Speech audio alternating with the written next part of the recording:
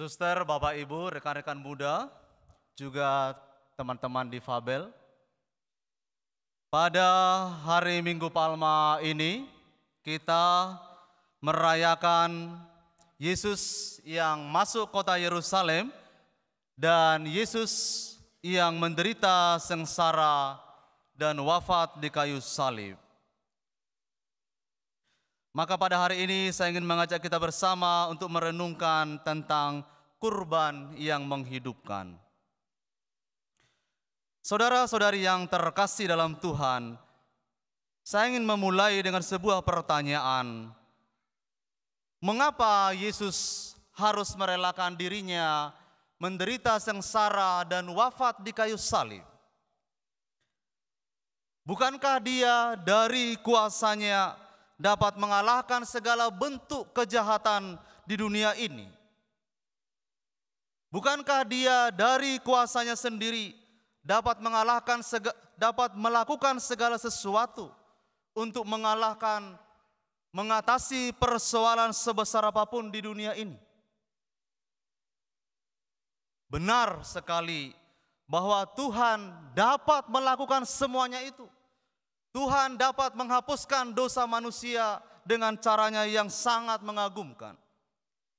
Tetapi Tuhan tidak memilih jalan itu. Tuhan tidak memilih jalan untuk menyelesaikan segala sesuatu tanpa turut ambil bagian dalam hidup umat manusia. Tuhan justru memilih jalan salib. Santo Thomas Aquinas mengajar kita mengapa Yesus itu merelakan dirinya wafat di salib. Supaya kita tahu betapa besar cintanya Tuhan kepada kita. Dan supaya kita hidup untuk mencintai Tuhan. Salib tidak cukup kita pandang hanya sebagai suatu hukuman yang menimpa Yesus. Tetapi lebih dari itu semua, salib harus kita pandang sebagai ungkapan cinta yang paling sempurna yang Tuhan nyatakan kepada manusia. Semakin besar cinta yang Tuhan nyatakan kepada kita, kiranya semakin besar kerinduan dalam hati kita untuk membalas cinta itu.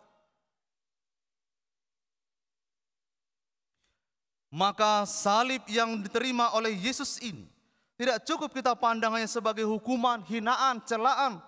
Tetapi lebih dari situ, ini adalah ungkapan cinta Tuhan yang paling sempurna yang mau dinyatakan Tuhan kepada kita manusia. Lihatlah para saudara-saudari, betapa besarnya kasih Allah yang dinyatakan kepada dunia ini. Sampai ia mengaruniakan anaknya yang tunggal itu. Menderita sampai wafat di kayu salib. Allah tidak enggan untuk menyerahkan putranya yang tunggal itu.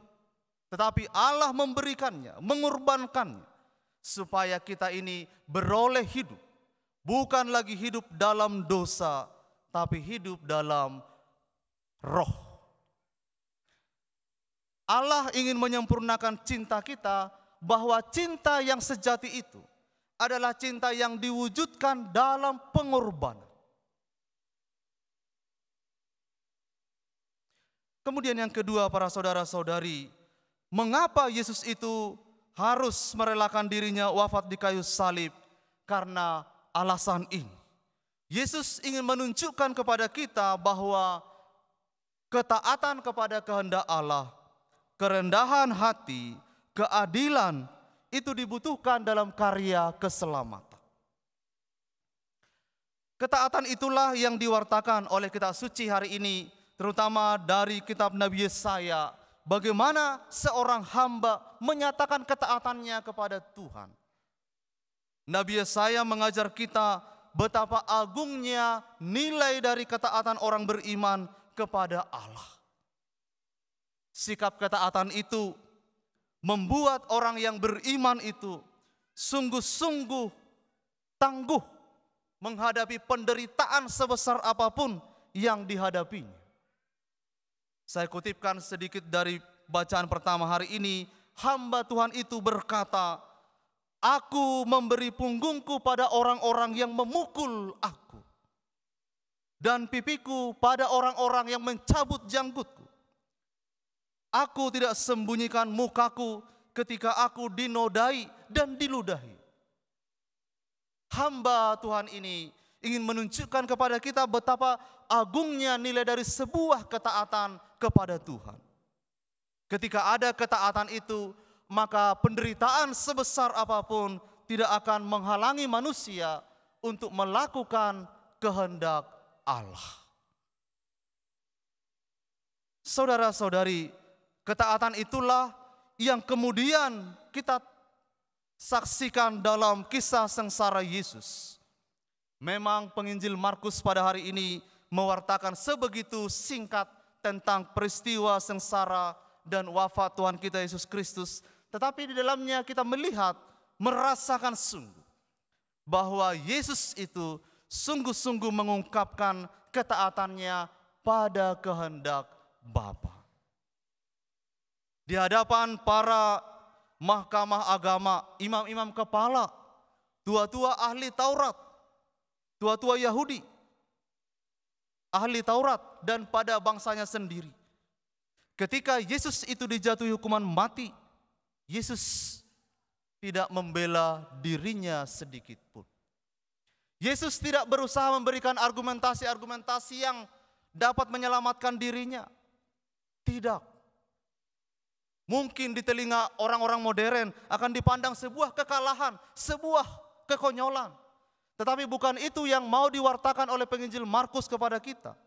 Penginjil Markus ingin menunjukkan kepada kita betapa kehendak Allah itu adalah nilai tertinggi dari sebuah keputusan orang yang beriman.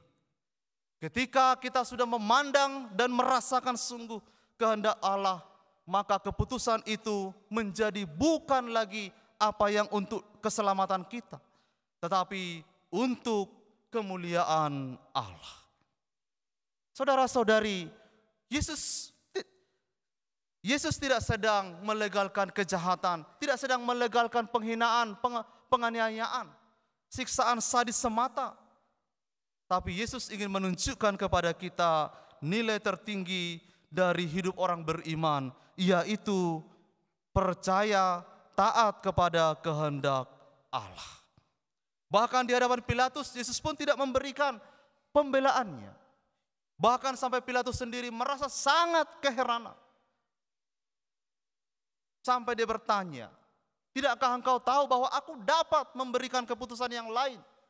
Berkata sedemikian itu, seolah-olah Pilatus ingin memberikan kemungkinan, berikan argumentasimu, berikan pembelaan dirimu, maka saya dapat menentukan yang lain.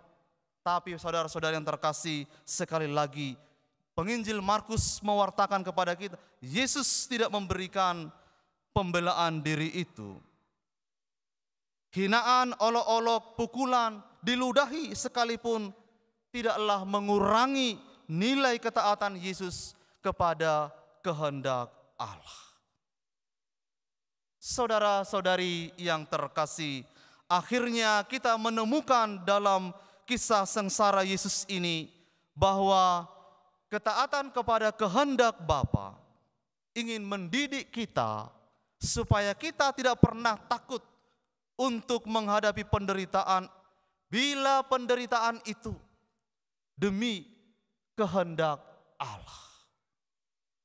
Dalam penderitaan yang berat sekalipun, kita dapat berharap bahwa kita tidak pernah sendirian. Kita menderita bersama dengan Yesus. Sebab Yesus telah lebih dahulu menderita sengsara, sangat menderita. Saudara-saudari, bila kita merenungkan apa yang dinyanyikan pemazmur hari ini, itulah juga yang diserukan oleh Yesus. Allahku, Allahku, mengapa engkau meninggalkan aku? Yesus, para saudara-saudari, masuk sedemikian pada pengalaman penderitaan manusia yang mungkin manusia belum tentu mengalami penderitaan yang sedalam itu. Tetapi Yesus telah masuk lebih dahulu dan mengalami penderitaan itu, supaya kita boleh berharap juga. Dalam penderitaan yang berat sekalipun, kita juga boleh berseru, Allahku, Allahku, mengapa engkau meninggalkan aku? Seruan seperti ini para saudara-saudari bukanlah seruan orang yang kehilangan harapan. Ini bukanlah seruan orang yang sedang sungguh-sungguh tidak punya iman akan Tuhan. Justru ini adalah seruan orang yang percaya kepada Allah. Dalam penderitaannya dia melihat bahwa Allah itu tidak meninggalkan dia. Maka seruannya bukanlah kepada yang lain, tetapi seruannya adalah seruan kepada Allah. Saudara-saudari yang terkasih, di atas semua perayaan ini, kisah sengsara ini ingin mengajar kita semua akhirnya bahwa hidup kita ini adalah buah penebusan dari salib Kristus. Maka marilah kita selalu memandang salib Tuhan. Marilah kita selalu mengarahkan pikiran dan hati kita pada salib Yesus, karena di sanalah saudara-saudari harapan kita bersama menemukan kepenuhannya.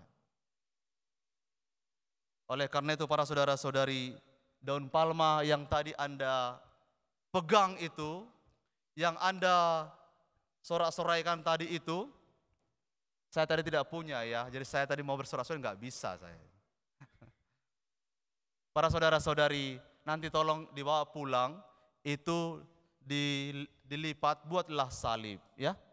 Buat salib, taruh di kamar atau di ruang tamu atau di mana, letakkan dan tempatkanlah di tempat yang dimana memungkinkan Anda selalu melihat itu, salib Tuhan kita Yesus Kristus. Bukan hanya untuk disimpan di rumah untuk tahun depan dibawa ke sini untuk dibakar lagi, tapi itu adalah daun palma yang kita gunakan untuk menyambut Yesus, dan juga yang akan kita gunakan juga untuk selalu mengarahkan hati kita pada salib Yesus, di mana kita diselamatkan di dalamnya. Tuhan memberkati. Amin.